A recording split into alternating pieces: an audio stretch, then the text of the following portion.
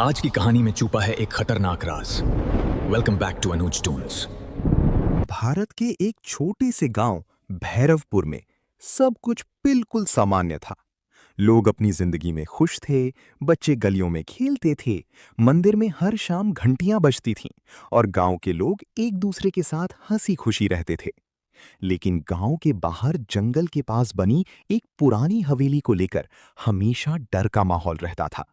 गांव के बुजुर्ग कहते थे कि उस हवेली में एक भयानक आत्मा रहती है, इसलिए सूरज ढलने के बाद वहां जाने की किसी की हिम्मत नहीं होती थी। एक रात गांव के 3 लड़के आपस में शर्त लगाते हैं कि वे हवेली के अंदर जाकर दिखाएंगे। डरते हुए भी वे तीनों हवेली के अंदर चले जाते हैं। हवेली के अंदर चारों तरफ धूल, मकड़ी के जाली और अजीब सी बदबू फैली होती है। तभी उन्हें एक बंद कमरा दिखाई देता है। उनमें से एक लड़का हंसते हुए कहता है कि शायद भूत इसी कमरे में बंद है। जैसे ही वो दरवाजा खोलता है, अचानक जोर की हवा चलने लगती है।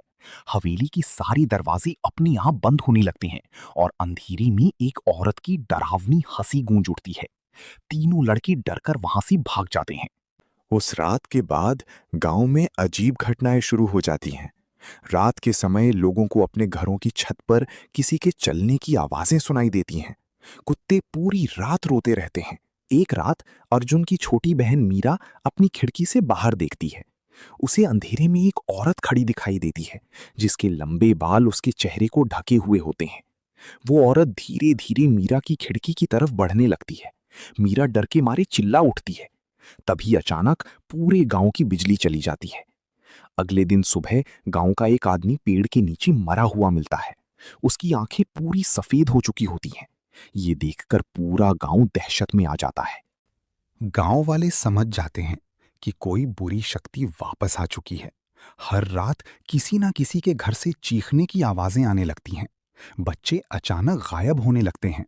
गांव के लोग मंदिर में इकट्ठा होकर भगवान से प्रार्थना करने लगते हैं। इसी बीच एक तूफानी रात गांव में एक तांत्रिक आता है। लंबे बाल, हाथ में त्रिशूल और आंखों में अजीब चमक लिए वो सीधे मंदिर में पहुंचता है। गांव वाले उससे मदद मांगते हैं। तांत्रिक गहरी आवाज में कहता है कि गांव वालों ने जिस आत्मा को सालों पहले जगाया था, वो अब अपना बदला लेने वापस आ चुकी है। तांत्रिक गांव वालों को हवेली में ले जाकर बताता है कि 20 साल पहले इसी गांव में काली नाम की एक औरत रहती थी। वो एक विधवा थी और गांव के लोग उसे अशुभ मानते थे। एक दिन गांव में अचानक कुछ बच्चों की मौत हो गई और लोगों ने बिना किसी सबूत के काली को डायन समझ लिया। गुस्से में गांव वालों ने उसे इसी हवेली में जिंदा जला दिया।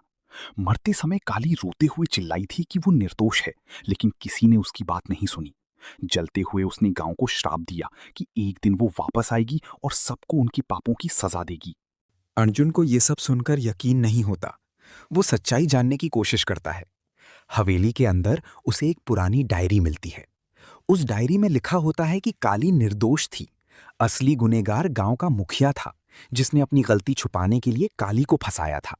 ये सच जानकर अर्जुन गांव वालों को सब कुछ बताता है। उसी रात गांव में अंतिम पूजा शुरू होती है। तांत्रिक मंत्र पढ़ने लगता है। अचानक तेज हवाएं चलने लगती हैं। मंदिर के दिए अपने आप बुझने लगते हैं और मीरा अचानक हवा में उड़ जाती है। उसकी आंखें सफेद हो जाती हैं और उसकी आवाज बदल जाती है। काली की आत्मा मीरा के शरीर में आ चुकी होती है। वो रोते हुए कहती है कि उसे सिर्फ न्याय चाहिए था। उसने किसी को बिना वजह नहीं मारा। वो अपने साथ हुए अन्याय का बदला लेने आई थी। तभी गांव का मुखिया डर के मारे सबके सामने सच कबूल कर लेता है। वो मान लेता है कि काली निर्दोष थी और उसी ने झूठ फैलाकर गांव वालों को उसके खिलाफ भड़काया था। ये सुनकर गांव वालों को अपनी गलती का एहसास होता है।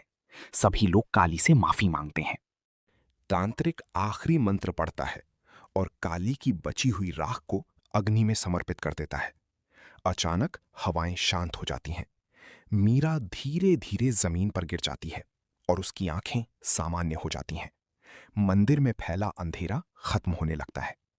तभी काली की आत्मा दिखाई देती है।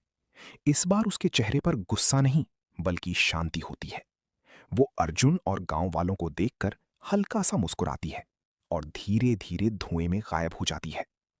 गांव में फिर से शांति लौट आती है। लोग सोचते हैं कि अब सब खत्म हो चुका है। लेकिन उसी रात पुरानी हवेली की टूटी हुई खिड़की में अचानक दो सफेद आंखें चमकती दिखाई देती हैं और अंधेरे में फिर से एक डरावनी हंसी गूंज उठती है।